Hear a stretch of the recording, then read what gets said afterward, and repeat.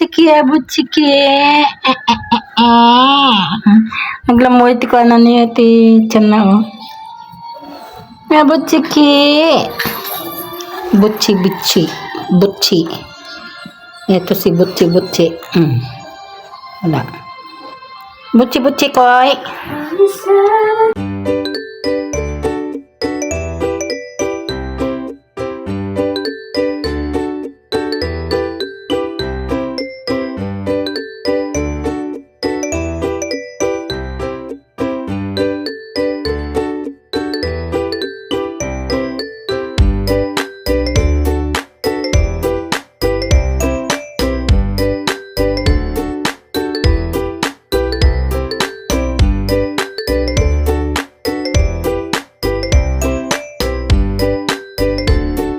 Kabiday, may papakita ko sa inyo mga ano.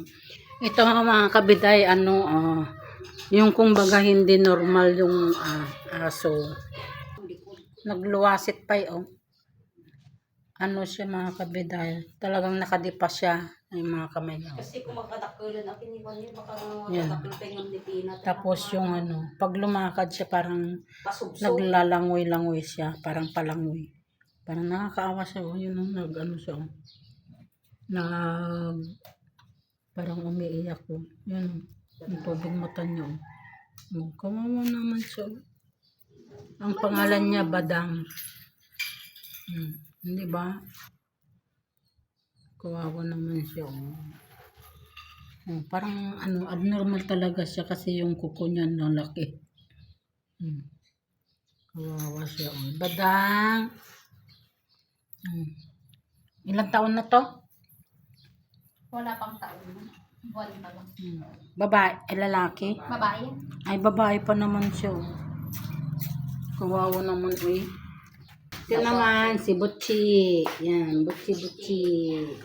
Butchi. Bakit pa ata kay sa kay Pina? Lambot ng katawan. Kami nilang mga aso, mga kabilang. Yan. Tapos yan. Dalawa pa dyan. Puntang paala. Pusa. Sana yung mga pusa. Talagang lover dogger sila. Lover pet. Dogger at saka kit sila.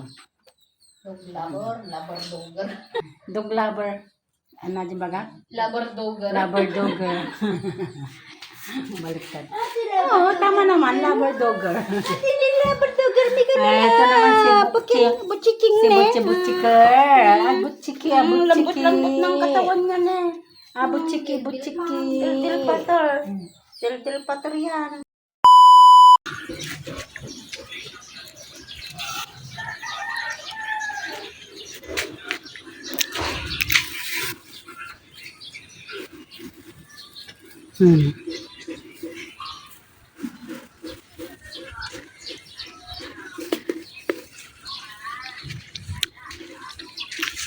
Sira na nangitim yung mga hindi na suputan.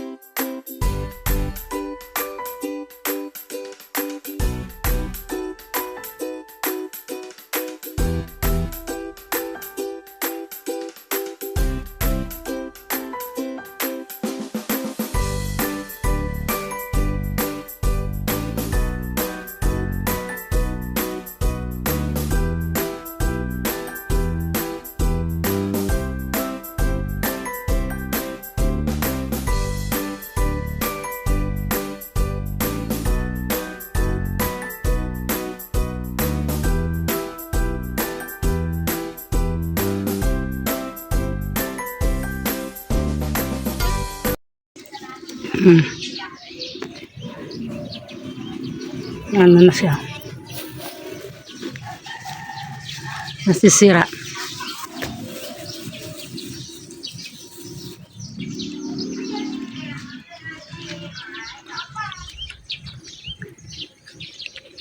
Matamis naman.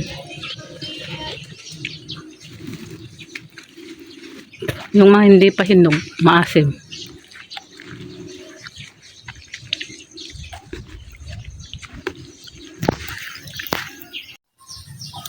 Titingnan natin yung yung manok kung uupo doon o hindi na. Pag makita na natin hindi na nakaupo ng isang araw, kukunin na natin yung mga itlog, mga kabiday. Na siya, kung baga magiging balot na yun. Sino natin to? Magiging balot na. Kaya tignan natin kung may wala, hindi na umupo. Marami pa naman doon. Tignan yan mga kabiday, yan. Yung pinano ko 2, 4, 6, 8, 9. Nakita nyo yung yung hindi na, yung napisa doon. Yun yan. Yun.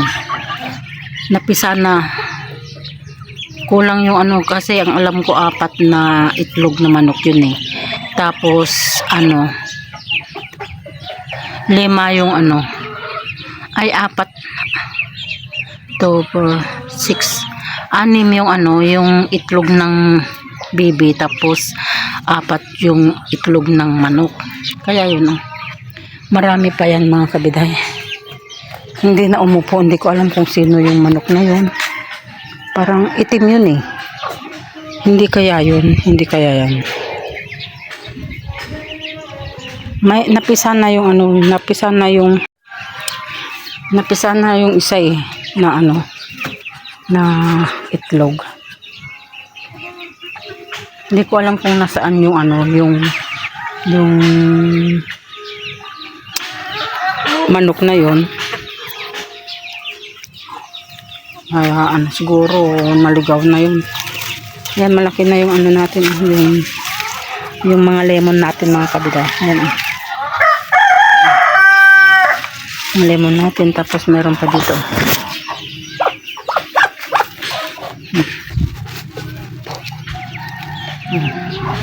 Parang nagdidilaw-dilaw na siya. Nagdidilaw-dilaw. Nagkikinig-kinig. May dati may bulaklak pa dyan sa loob. Hindi ko alam kung nasaan.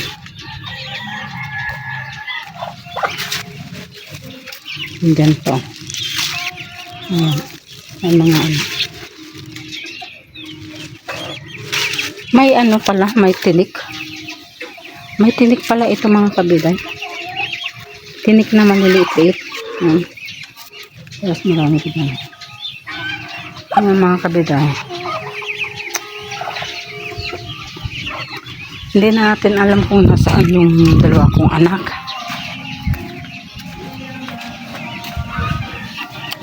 Lagyan na natin tubig. Kasi umalis sila. Umalis silang dalawa mga kabiday. Hindi ko alam kung saan sila pupunta. Hindi man lang hindi sila hindi ko alam kung saan sila pupunta.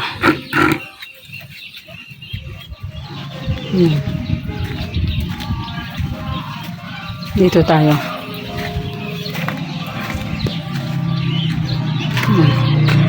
Ang gusto ko manang biday.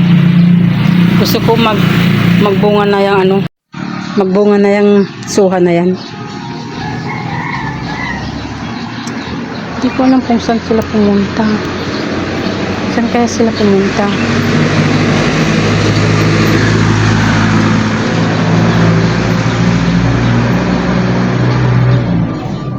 Nakukonsume ako mga kabiday.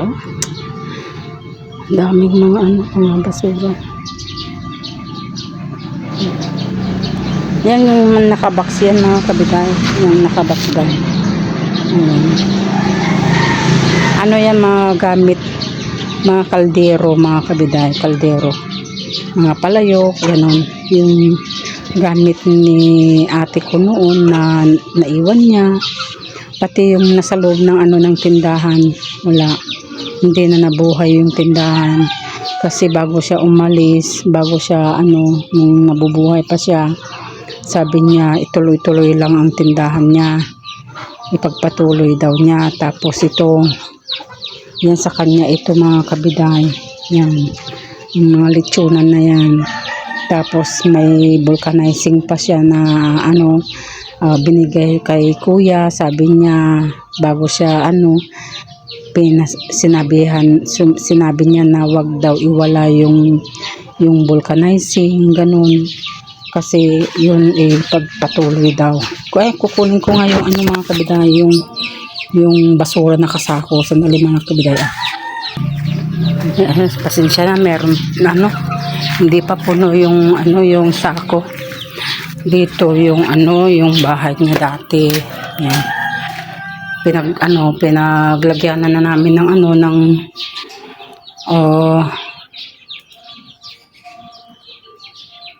nag-anuhan na namin ng mga gamit, ganun. Kaya pasensya na kayo mga kabiday. Hindi na naituloy yung bahay niya, hindi na naayos, pati yung tindahan. Yung tindahan niya yan. Kasi syempre hindi namin kasi sa daming mga ginagawa. Ito mga kabiday, tingnan nyo. Hindi suha ito mga kabiday. Hindi lemon. Kundi yung yung lemon na malalaki ba yun? Lemon na malalaki yan mga kabiday. Hindi ko alam kung anong lemon ba to. Parang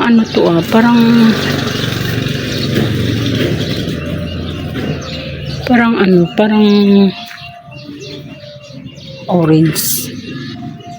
Pero ito maasim. To mga kabiday. Parang bango. Kaburaw ba yun? Sa Ilocano, kaburaw.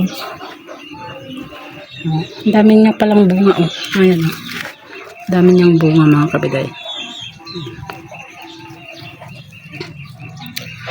Kumbaga parang orange. Ayan. Ayan po na. Orange ata yan Orange. Ayan malaki. Dalandan.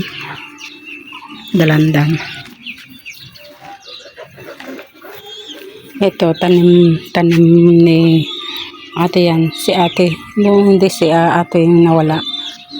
Yan. Ito yung pinaka-boundary namin. Yan. Yan.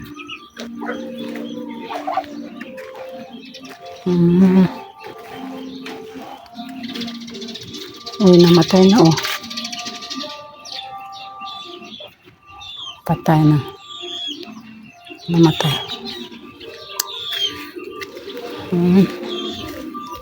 Kaya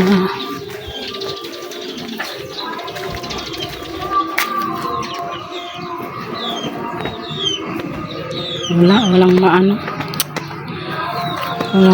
magawa. Hindi ko alam kung saan sila pumunta yung dalawa. Gusto ko mamungan to kasi bata pa siya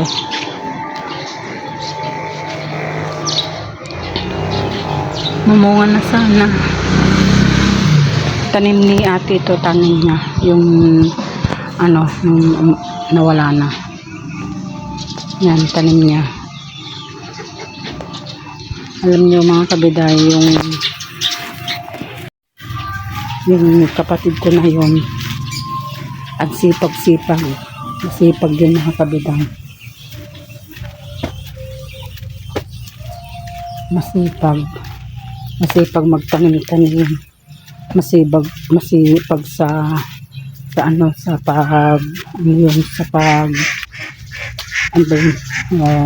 gagawa ng tindahan niya. Yung gumagawa sa tindahan niya mga kabiday. Yan mo po tayo dito sa pintuan kasi nangalay na yung paa ko mga kabiday. Kaya yun, nakakapagod palang mag-ikot ng sa likod. Magaganda na rin yung mga tanim natin doon mga kabiday, yung yung papaya, talong, kamatis, yan. Tapos tumubo na yung mga mga tinanim natin doon. Kaya nakikita nyo yung talong doon, may bunga na rin mga kabiday. Alam nyo mga kabiday, tanim ko pa noon yan na kaya pag na siya, putulin mo yung mga sanga-sangan niya dati. Tapos ngayon siya, mag-iibang talbos siya, dahon. Kaya ang ganda. Yan. Wala tayong masyadong ganap mga kabiday. Kaya parang dito pa mga kabiday, problema ko bakit kaya dito ko parang parang pumipintig-pintig ng ganon. Pumipintig-pintig ng ganon mga kabiday, parang dinadala ka sa hilo. Na parang minsan nahihilo ako mga kabiday. Ang hirap talaga na walang kasamang makatulong sa mga ganitong bukid-bukid, ganon. Maglinis-linis dyan sa sa side, ganon. Kasi kung ako naman mga kabiday, hindi ko kaya kasi madali akong mapagod, ganon. Madali akong mapagod na parang hinihingal na ako, ganon. Ito masakit talagang pag masakit talaga itong yung ganito ko mga kabiday. Hindi ko alam kung bakit bang nangyari nito. Hindi kaya over over cellphone na mga kabiday. Hindi kaya yung over cellphone na. Kasi sa gabi, tapos habang nakahiga, nanonood, ganun. Tapos pa ako. Ay, hirap. Diyan na naman yung mga manok ni kuya. Yan. Magpapakain na naman tayo ng mga alaga natin. Tapos yung mga gansan ni sister. Yan. Binibigay sa akin yung dalawang gansa mga kabiday. Yung male female binibigay sa akin. Alagaan ko daw. Gusto ko man, kaya lang ang dami kong mga alaga na mga kabiday, yung mga itik ko, tapos wala na akong maipapakain. Ngayon na nga wala nga akong bigay na pagkain, wala na akong page mga kabiday. Kasi wala tayong pambiling page. Kaya darak na lang yung binibigay natin. Hinihingi ko kay sister. Kasi yun nga nagpakiskis sila ng palay, ng bigas sila, kaya may 2 sako. Kaya sabi niya kuha ka lang dito sa bahay. Kaya yun, kumukuha tayo ng pagkain ng mga bibi natin. Tapos yung 3 doon ay namatay na pala yung isa kong bibing maliit. Hindi ko alam, yung pinakamaliit yun namatay mga kabiday. Nakita ko kanina nandun nakalutay na dun sa tubigan. Hindi naman sa tubig, yung sa basang-basa siya. Parang nanghina siya mga kabiday. Kaya yan namatay siya. Katatapon ko lang dyan sa sa butas. Sa taas sana para hindi ng aso. Kaya lang doon ko na lang inalagay dyan sa butas. Namatay, kaya 3 na lang sila doon. Kaya hindi ko pinapakain ng darak doon mga kabiday. Kasi may kunti pang feeds dyan. Tapos yung yung bigas na maliliit.